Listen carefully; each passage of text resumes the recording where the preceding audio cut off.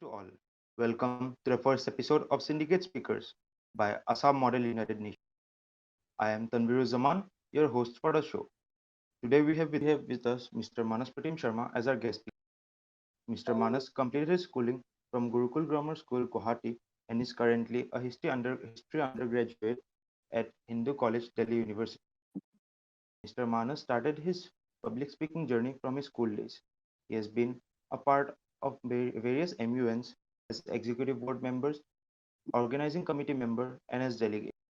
He has also been the Director General of Hindu College MUN, Delhi University. Welcome on board, sir. Thank you. Thank you, Tanvir. Glad to be here. So, sir, the first question to you is like you have been into MUN from very young age. Sir, how was your initial experience as a young MUNer and how and where did you start your MUN journey? Uh, how and where did I start?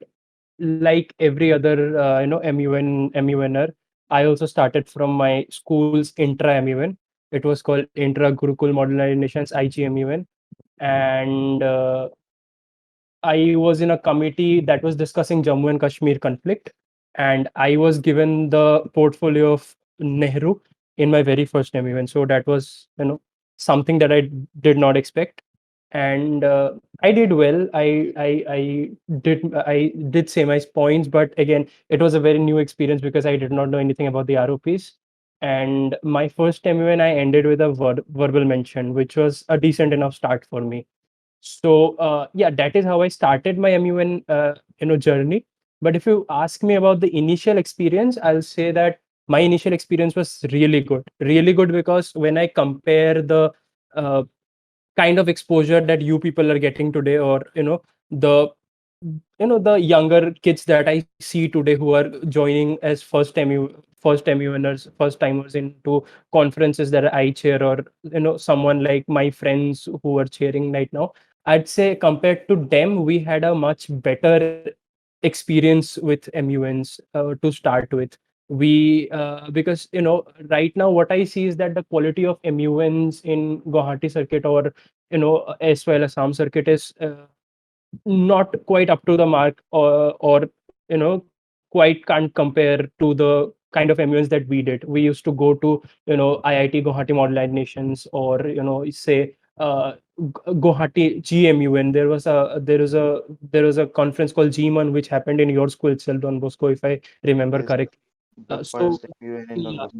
yeah. So those kind of MUNs were really good. And IIT Guwahati at that point of time was in a separate league. They were bringing people like Narayan Sharma and Sashank Jha to chair us, and people who are right now the delegates. I mean, right now the ones that you want as executive boards, like someone like Pinya, ya fir Sagar Datta. Those people used to come as delegates with us in those kind of conferences, right? There was already a gap existing. My first inter MUN, Pinyadrit Tarafdar was my chair in my first intra MUN. Inter MUN, sorry. And in the very next MUN that I went, both of us, we were delegates in that committee. So you can uh, you can kind of get where I'm going with this point. Like Yes, sir. we had a lot more free competition in our times, in our ages. But now if you go to IIT Guwahati MUNs, they do not have that exact kind of thing that we used to do back then. So yeah, my initial experience was really good because I was being taught by, or I was being mentored by the pioneer heads of Indian MUN circuit, people like Taran Mirza, people like you know Narayan Sharma, and so on. So yeah, that sums up my initial experience. Sir, in which year did you start your first MUN journey? My first MUN would be in 2016, Sir, you were in which class then? 11. Okay, sir. Sir, till date, which has been your best MUN, be it as an OC member or EB or delegate, sir, anything, but the best one, sir, till date. Okay. I mean, is it okay if I give you two MUNs? Is it okay? Sure, sir. Sure. We'll Okay, be because glad, sir. there are certain reasons why. Okay, my first best MUN was IIT Guwahati 2016.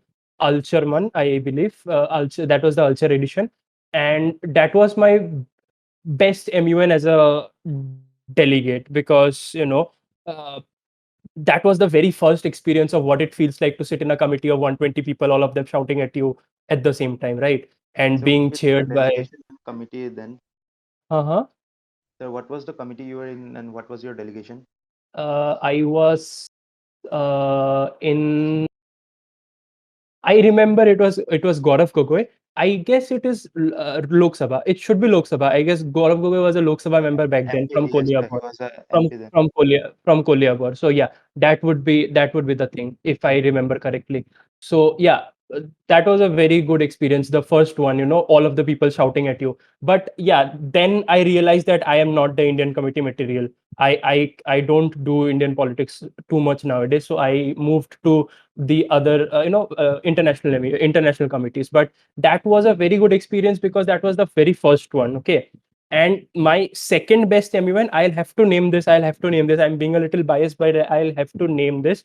That was CIC MUN, the edition number 1, where that was my very first I was the head in that committee. I mean, it was my very first experience of organizing an MUN on the very top of an organizing committee. I was given the secretary general position, and we pulled off a very, very good MUN in the very first attempt. I really, it's kudos to my team, the people at the Northeastern Chronicle. They have done amazingly well with that conference in particular. So yeah, that was my very, very memorable experience. Though CIC Man number 2 was a lot bigger, but CIC Man 1 has no comparison. Though we had just 100 delegates. There were no more than 100 delegates, but there is this thing when you are working less with quantity, you can focus more on the quality, and that is somewhere I believe CIC Man 1 gets a notch above CIC Man 2. So that was one of my most favorite events, most memorable experiences. Yeah. So when you go to MUN, sir, every delegate, like experienced delegates, has his or her a certain strategy to like handle a committee or how to present himself, his speeches, his points. Sir, do you have any such? And if so, would you like to present it in front of our viewers? See, I have just one strategy, okay, and that is to maintain diplomacy. Cool. What this means is, like, different chairs, different executive board members, they prefer different kind of approaches to your debate. Like when you are delegating under me, my first preference is the content you are bringing in.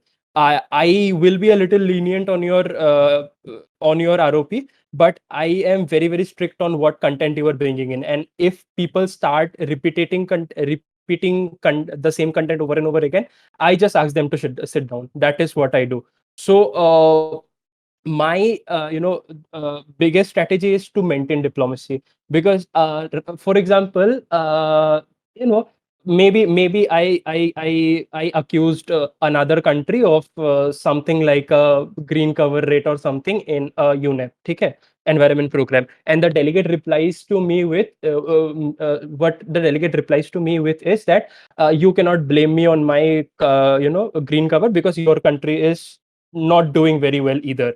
What I believe is that that is not a very good argument.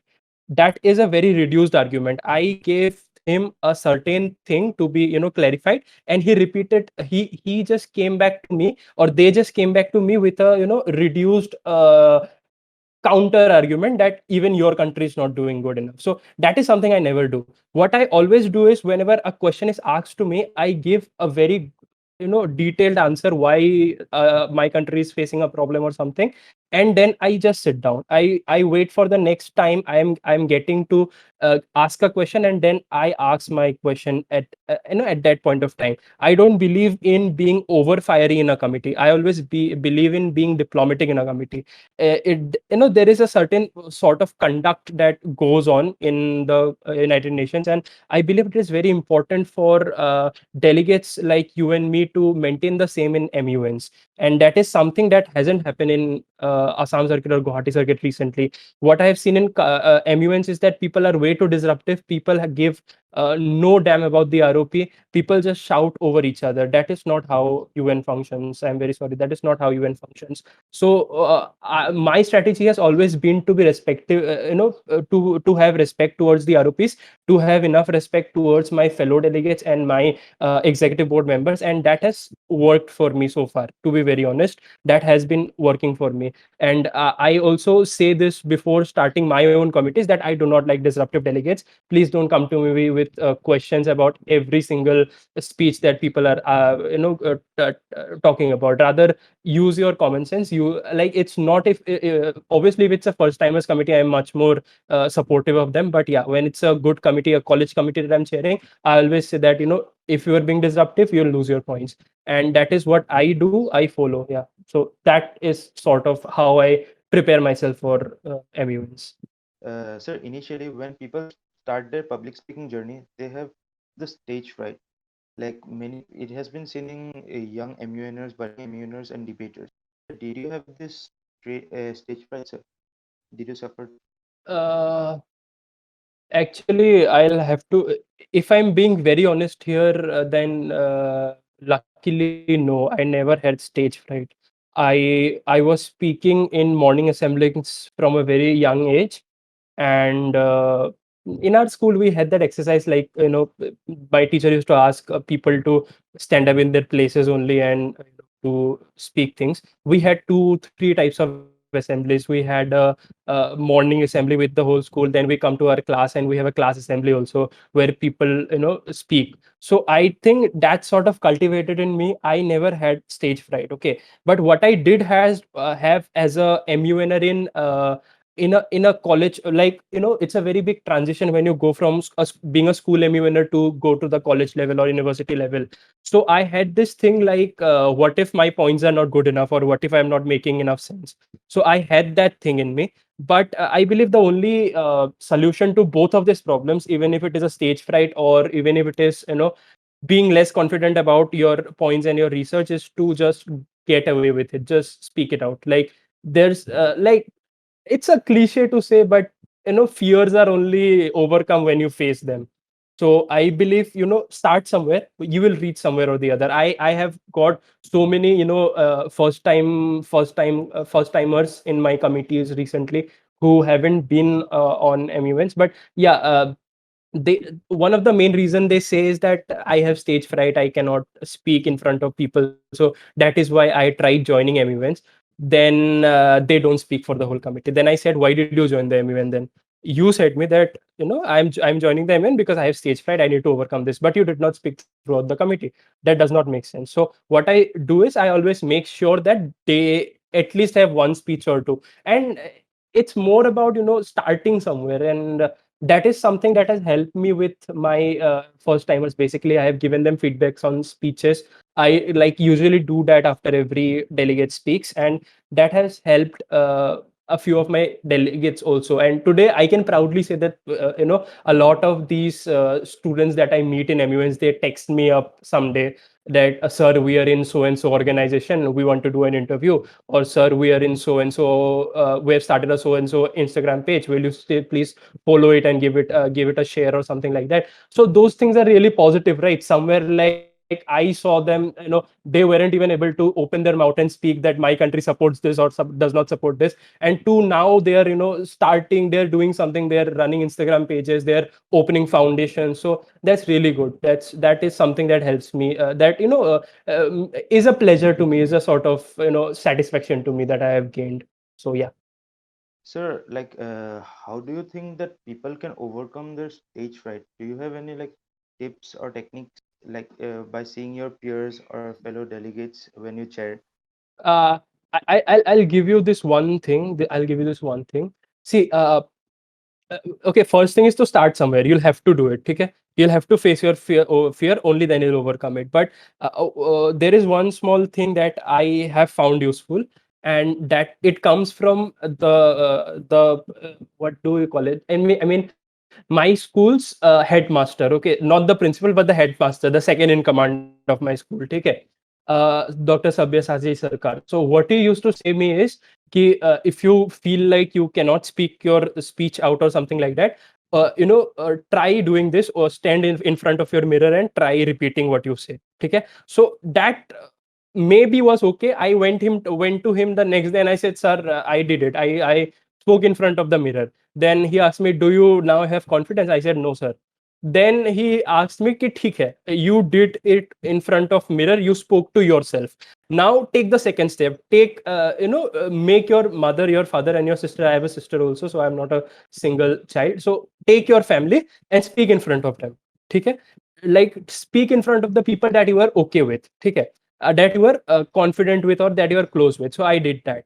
Then he asked me, do you have confidence to speak it out? And I said, sir, maybe a little, or maybe I'll take my turn and speak my speech out to my friends once. Then I did that. I went. That is the very first time when I was asked to speak. Okay, it was in class 1 or something. I don't remember. So then I went to my very good friends of mine, 7 to 8 people. Then I told them ki, yeah, these are my speeches, these are my points. Then they said, very nice, very nice. It was upon, I guess, something sort of my daily routine or something like that. That's a big thing to start with. Okay. Then that happened, and uske baad I spoke in front of my section, and it went pretty well. So that is something maybe people can try doing. But again, this is something, this is a sort of technique that can help very very young people, to start their public speaking journey, or maybe even debaters, because I have been in debate circuit, and something that has really helped me is to speak a lot with my teacher mentor. Because in our school, when we went to participate in inter school and inter college, sorry, inter school only, inter school competitions. So what we used to do is we used to have those joint sessions and speak in front of each other, speak with the teacher mentor. And the final thing to go to a inter school debate is you will have to win the debate in your own school. That is something Gurukul does. And we used to sit down inside one single room and debate it out. Out of that, only the two winners, one from the motion, one against the motion, they used to go and represent the school. So that is something which is a elongation of the same technique. You start speaking with people you are comfortable with, then you start speaking to a group that you're comfortable with, and then finally you speak it out. So that is something that has been throughout. मतलब, you are understanding like what sort of model it is working on. So that is it. Try speaking to smaller groups, then you can easily speak. Sir, another problem that many MUners face is that in the field of research, Hmm. when they actually start their MUN journey, they put in some research materials which are not valid sources, and like the other fellow delegates in their committees, which are experienced ones, question them upon it, and like out of fear, they like mention it is from so and so source, it is not legitimate. Like many people face some issues of this sort, sir. How do you like want to present something which will help people in the field of the research for MUNs and debates or any other field, sir, in the field of research to be specific? See, how to research is a very big part of a MUN workshop. Okay, how to research is not something that we can sum up in 5-10 minutes. Cool, but but I'll still address few points because you asked me to. See, in MUNs there are certain preferences of sources. Okay, number one is reports. Reports are of two types. One is from the UN itself. Second is from the national governments. Okay. Now, UN report is something that is sort of your the highest source that then there can be. If you renounce a UN source, that means you are renouncing the committee that you are sitting in and debating. So that's a very big thing. So always, if you want to have more valid arguments about the things, go with your UN sources, and finding them are very easy. Okay, you type un.org, then you put a slash, and then you put your agenda, whatever you're looking for. Suppose you're looking for human rights violations by Israel in Palestine or somewhere. Okay, then you write un.org/Israel's human rights violations. You will get the exact reports in the results. That is something that you always should do. Second comes the national reports. National reports में क्या होता है, like for example Israel's report. ठीक है, Israel will always obviously report that they haven't done any human rights violations. ठीक है, now Israel's report isn't open for Palestine to agree or matlab, is open to Palestine to agree or disagree. Palestine might say that that is Israel's own national report and we don't bind to that, which is totally fine. If this happens to you, if you are following your own national report and some country is not agreeing to it, don't worry, you are totally fine here. That's your own national report. You have all your rights to subscribe to that. Okay, if that happens, just stay shut. Just say that this is my own national report, and we we condemn you of these charges or something like that, however the report is. That is for reports. Second comes your news agencies. There are few news agencies that the UN recognizes: Reuters, New York Times, not New York Times, it's really Russia Today. Then you have Al Jazeera for Middle East. So these are few of the press agencies that UN recognizes, and the reports of these agencies can be used as valid documents in your committee proceedings. But again, for example, someone like Reuters is accusing again Israel of something, then Israel again is open to say that we don't believe in Reuters. That's totally fine because it's a news agency, though it is prescribed by the UN, but Israel still can say that they do not. Now it depends upon the executive board what they do, because in the very first place, Reuters is a recognized agency, and in the second place, Israel isn't complying to it. So it totally depends upon how they take up the matter. If it is we have certain ways to deal with stuff like that. We may deduct points, or we may judge the legitimacy of the report, how well researched it is, or anything like that. But yeah, countries are open to renouncing these pieces also. Then after these agencies come your national agencies, again similar status. Then one final thing that I'll add to this: you can always go with blogs. Blogs are but again, that depends on how well known the writer is of the blog. But you don't say that in your committee that it is from so and so blog, because that just puts your research into bad space. But some bloggers, they do very good analysis on issues. For example, there are numerous blogs that are written on Palestine and the Palestine dispute, basically, and few of those blogs are written by public policy analyzers, experts. They really make good points. So if you incorporate those into your speeches, it gives you a very good notch above others. These kind of vlogs are available for almost all of the agendas that you will get about. So yeah, these are the five sources that I'll ask people to go through when you are researching. But yeah, again, there is a lot more to research than this. Sir, bringing up the topic of blogs, sir. You yourself write blogs apart from doing MUNs and your studies, sir. Like Yes. writing blogs has been a side hustle for you, or we can say a part-time job, sir, as a student, sir. Yeah. How has it helped you in your development? Oh, it has helped me in my development a lot. See, I started writing blogs in class 10 or so, and I started with literary blogs. I used to write poems and stories and stuff. Then slowly and steadily, I shifted to opinionated blogs. What opinionated blogs mean is your opinion on a certain topic. So there are different types of blogs that I write. I write mostly I write football blogs, but other than that, I also write blogs on culture and politics on this site called caucus.com and .in. It's a very good site. It is one of my college societies, actually, Caucus. And the blog over there is just amazing. Like, people are putting in your required researches. It is almost as if you are reading a think tank. And coming to think tanks, I have written for few. So yeah, those kind of things, especially when you affiliate yourself with an organization. For example, I'm writing with the Real Champs. It's the Real Madrid's blog by Fansided. It's the largest opinionated blog or fan opinionated network in the world. So what happens is, when you affiliate yourself with such a big organization, you get to learn a lot of things. You get to learn how how exactly you should write, because right now the world is shifting from UK English to US English. That is sad, but it is.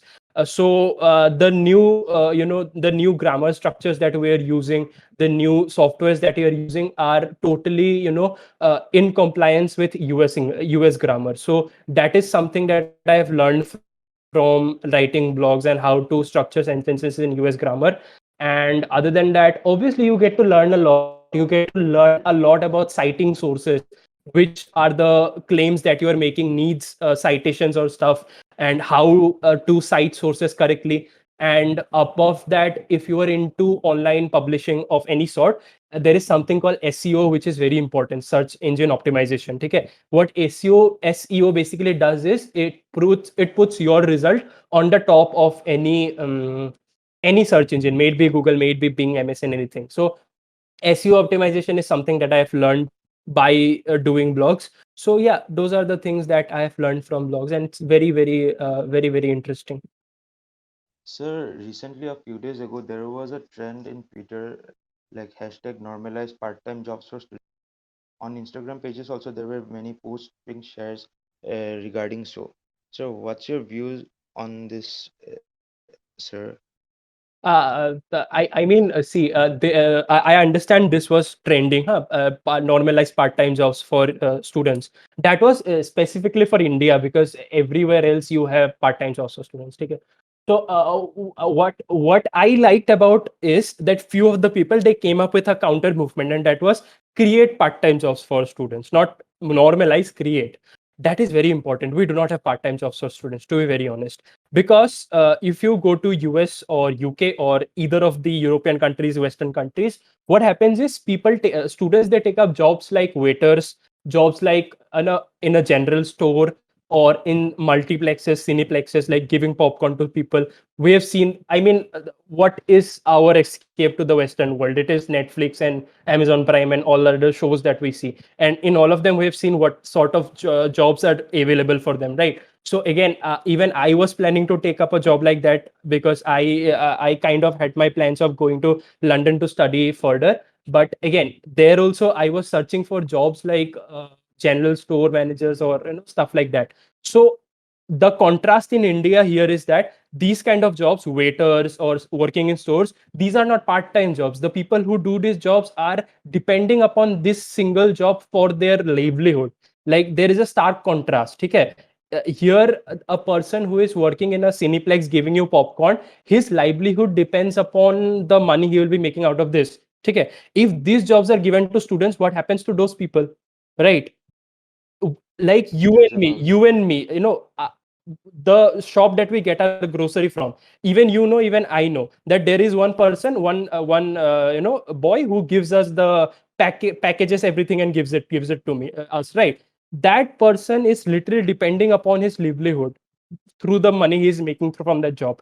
It is like, if those kind of part-time jobs are made available for students, that would be a straight stealing of livelihood from a lot of other people. So that is something we should keep in mind, and that is why the counter movement create part-time jobs for students, which is very important. uh, in my opinion, like, not my opinion, in my experience, I started doing jobs for money when I started with my ME1 career, to be very honest. Okay, what type of jobs I used to do? Number one, designing. I used to design a lot, and you get your you design a piece, you design a logo, you design a poster or something, and you get paid. Simple as that. Okay, then comes your online publishing. Obviously, that is a bigger thing to be talked about, and it's very well to do. You can manage your own expenses. Like, when I was living in Delhi, I could manage my own expense out of these small jobs that I was taking up. Then comes your MUNs are a very good platform to make your at least your own expenses, because once you are away from your city, your own city, or away from your family, what you realize is that when you start spending money yourself, when money is in your own hands, you start actually getting an idea of how valuable it is. here in home, like it is like, I want to eat this, I want to get a new PlayStation, I want to rent this movie, anything and everything. Your parents are going to do it everything for you. But once you go there and start living on yourself, you understand how valuable money is and how carefully you need to spend it. So that is something I learned with my experience of living on myself. And then I started doing this small things, especially in Delhi, or other, I mean, Guwahati circuit also to some extent.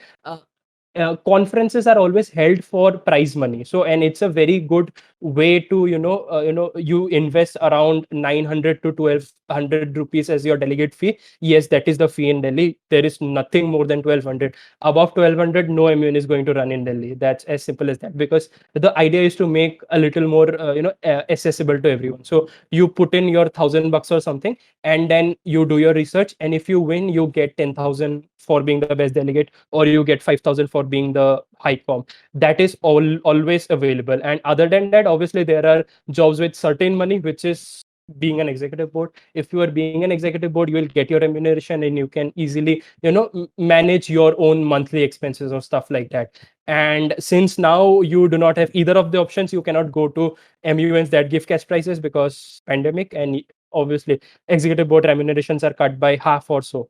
So what you can do is try your try your ideas on websites, or or your designing things, because designing is a very good platform to have. I have a lot of friends of mine who are also doing web developing. They're designing websites and stuff. So all these can help you achieve some sort of financial independency. But again, I really believe if there is a demand as to normalizing part-time jobs, I really believe these are the fields that can help us, because looting jobs of people in need aren't isn't the correct way forward right now.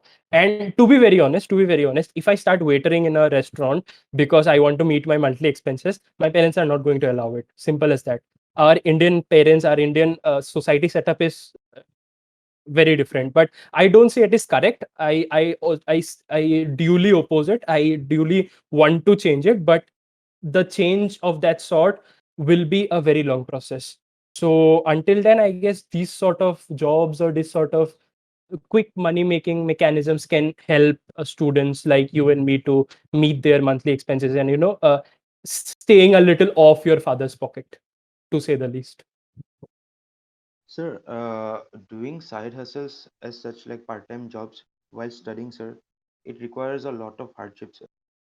Moreover, some people tend not to they cannot balance both their part-time job and their studies. Sir, what do you have to say in this regards? Okay, that is a difficult one, because especially me, I have been pretty good with my time. I do not face a lot of problem with time management. Okay, that is also because I don't study. That's a different thing.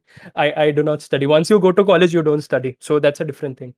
For students who are in their schools, I believe there is some sort of prioritization to be done. Like, do you want to study? Do you do not want to study?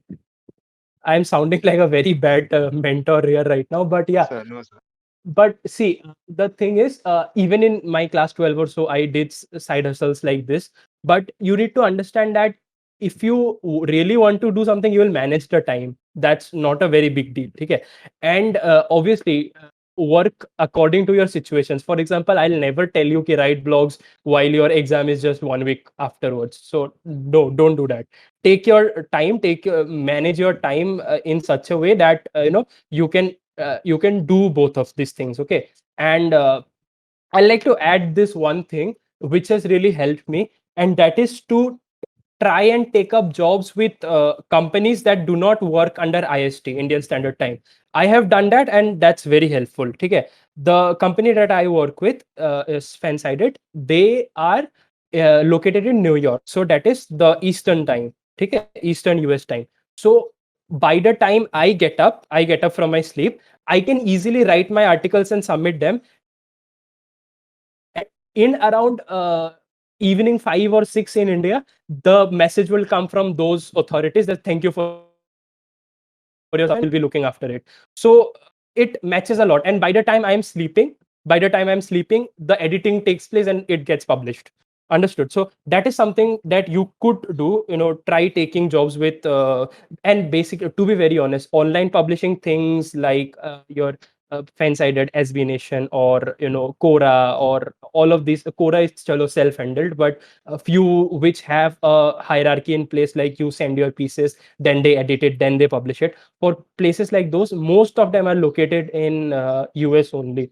So either you will be getting your Eastern time or your Central time. So it gives you a very good window of hours to work on your pieces. And it basically saves a lot of time, because by the time you are sleeping, they are working. When you are working, they are sleeping. So you always get time for your writing also, and your main thing, your studies or whatever it is. So yeah. And when you are in college, I mean, you have your hands at prioritizing thing. You have a very, very big hand at what you want to prioritize, what you don't. So for college kids, I won't say it's a problem to take up side hustles. For school kids, it can be, because you are expected to study everything in school. That is very different. I don't know, I have absolutely low opinions about our schooling system. But yeah, you are expected to study every single thing, so it can be a problem. I can see how. But again, you need to manage your time out. You should know when you are going to study, and when you are going to do your different thing, when you are going to go to MUNs. Okay? Because people have found time for that, right? People are doing MUNs, and it takes a lot of research. So yeah, I mean, the time should not be a factor in your working. So, sir, the COVID situation has been a lot. There has been a lot of distress for the students. Oh, I'll just say. So, sir, there has been a lot of distress during this COVID times, especially for the students. Many students are like going in a state where they don't know, where they themselves don't know what to do. They are facing it hard to cope up with their studies, and there are many such problems.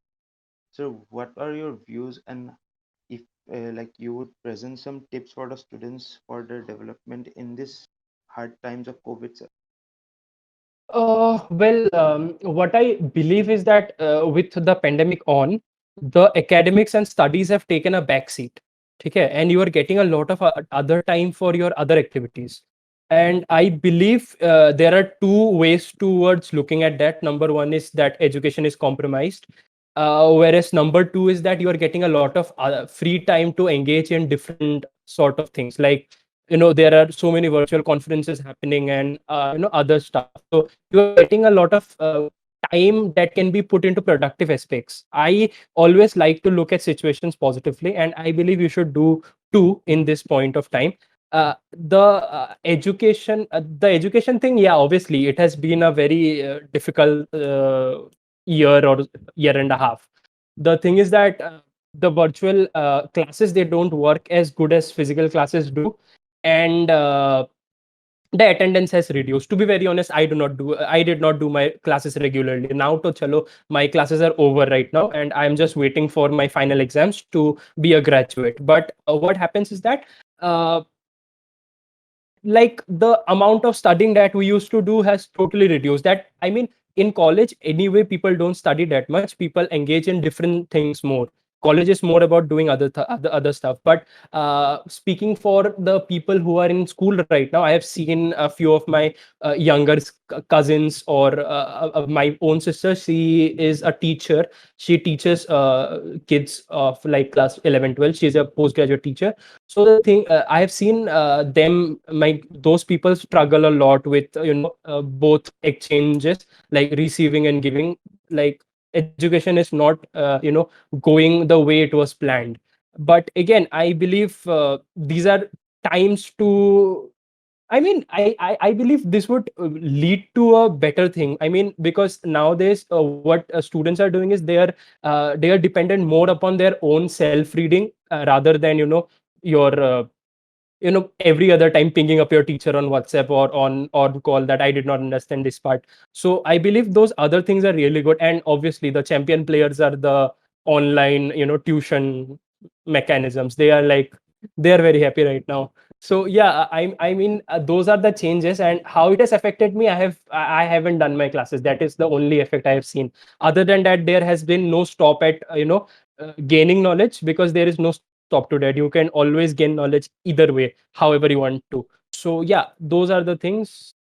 I cannot give you tips because I am not in that phase of life right now. I don't know how, how I would have, maybe if this would have happened when I was in my class 12, preparing for my boards, then I could have done that. Oh, coming to boards again, that is a huge, another Yes. huge, so seriously, So I'm not, we'll come I to do that not. later, sir. Sure. We have that in parts. Sir, Okay. another problem that students are facing in this situation is the problem of mental health. Many are Hmm. suffering anxiety, Hmm. some are suffering from depression, and many other problems. Sir, what are your views in regard to it? First of all, there is a need to recognize that mental health is real and it is as important as your other physical problems like fever or cough. Mental health is also equally important and it needs treatment, it needs attention. That is the first thing that we should do, and to be very honest, not everyone around us has done that yet. So that is something we should do. Second thing is, for people going through those things, there are amazing student run operations, or maybe a few professional run operations, who provide counseling or other stuff like this virtually, like you and we are talking right now, or through calls and everything. So I believe it is very important for us to channel those resources to the right people. If you ever come across someone who expressed that they were going through a hard time, maybe the first thing that you should do is ask them if they would want to consider help, because again, a lot of people also do not want to consider help. That is a different thing altogether, because there is one thing recognizing that yes, you have a problem, and I would like to get help, I like to get counseling or stuff. But again, there is a second problem, which is like people just assume that it will go away and there is no need to further treat it or further give it any attention. So that needs to be changed. And I mean, there are few organizations. There is Mind India. Mind India is one of my favorites because I have used Mind India earlier, and the doctors that they have are very nicely trained, everything professional, and they have been really helpful for me and a few of my other friends also, like smaller stuff. But again, I understand. I understand how mental health can be a priority within the pandemic, because you are stuck inside your house, you are not doing anything else, you see the same people every day. I'm not saying it's a bad thing, but for some people it may be. Not every household is homely, so there might be things like this.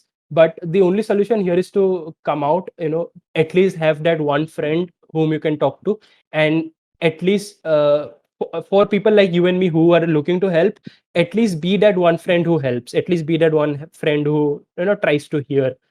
So yeah, that is the thing. I mean, I'm not the very correct person to talk to about stuff like this, but that is the most I would say, as concerned people of this generation. I mean, normalize the thing, normalize going to a psychological counselor if you need to.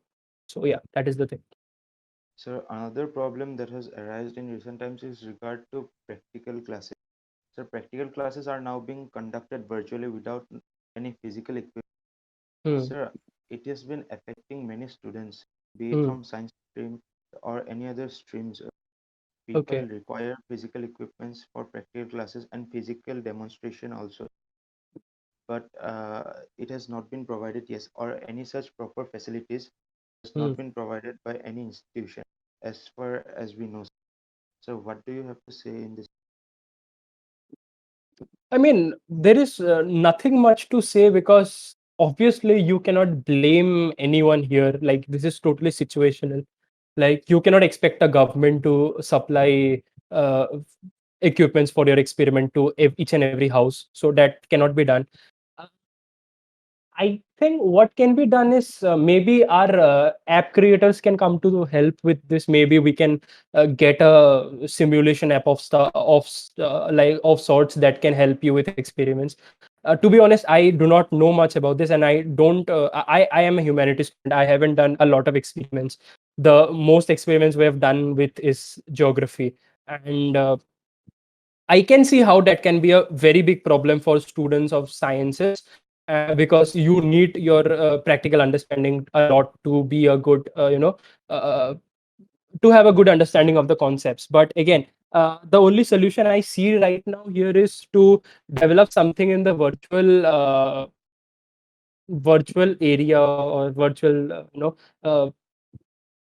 what is that called, virtual column of things, like some, like we have developed a huge system for virtual class. I'm pretty sure we can develop something of a, to give you a better experience of virtual uh, ec- So experiments a also. virtual platform for practical classes to a sort Hmm. of. Sort of, because I have seen, like interactive video games of sort, that where you are asked to do different type of stuff, basically for kids. Matlab, I have few of my older cousins, sorry, younger cousins, who do this kind of stuff. They solve mathematical problems and stuff on applications. So I think it is not undoable. Like, it's not totally off the table. I mean, I may try to suggest this through some sort or the other, or maybe you as Assam and Model United Nations can send it through to, as a suggestion. But I think a app can be developed to give you a better experience of experiment, I mean, practical classes. Yeah, So let's hope that it is done soon, because practical learning is the best way of understanding, memorizing. definitely, Sir, definitely. yes, sir. Mm. Sir, now coming to the students of class 12. Sir, you two were the humanities topper of class 12 from Northeast, from the CBSE board itself in the year 2018. Sir, like for the students of class 12, it has been very hard time for them. So would you like to drop in some suggestion, tips, or any sort of things from your side, a topper's point of view in this regard?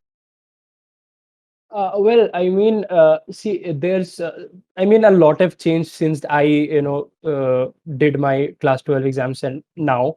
To be very honest, like, I have both sets of junior. Okay, some they studied a lot and they're very unhappy that the exams are cancelled, and some are very happy that exams were cancelled because they wanted exams to be cancelled. But uh, I mean, all I can say as someone who is 3 years elder and who is about to graduate, all I'll say is that you don't need to stress yourself out right now. Okay, something or the other will be managed. Like, Delhi University recently, they released that they will be conducting the admissions as they do every year. Okay, they'll be totally it will be totally dependent upon whatever marks they get from the CBSE. But the thing to consider here is that for some people, some of you, it would be, maybe it could be an unfair result because you expected much more had you given your written exams. But now that you are getting internally marked or something like that, maybe the results may not work out in your favor. But don't stress yourself out, but because I mean, something or the other is going to happen at the end, and you will get into a good college, and you'll get out with a very good degree. The ultimate thing here to understand is that these are unfortunate situations, and you aren't the only one suffering. Okay, we're collectively suffering here. And for example, if I just take, like, few class 12 exam students may think that, like, I'm just speaking because I am done with my class 12, everything has happened, so what do he know? But see, yeah, I mean, see, as a college student myself, I'll say that even I have faced a lot of problems. Okay, because our exams were postponed twice, and then a lot of our like a lot of us we would have preferred internal marking, to be very honest, because in college the things are very different. In college you do not want to give exams. I mean, you put a lot of your energies into writing your assignments and providing good research papers and stuff. So once you have done that, you can prefer internal marking easily. So that is something we are facing as well. And obviously our future, our post graduation stuff, we have no updates from Indian universities. I got into a school in London. They said that it would be a virtual semester this year. So again, that is a very big gamble to take, because a school in London, it costs a lot. And when you pull so much money into it and you only get virtual classes, then it's it's like fairly unfair, like totally unfair. So that those are the things that we are going through as well.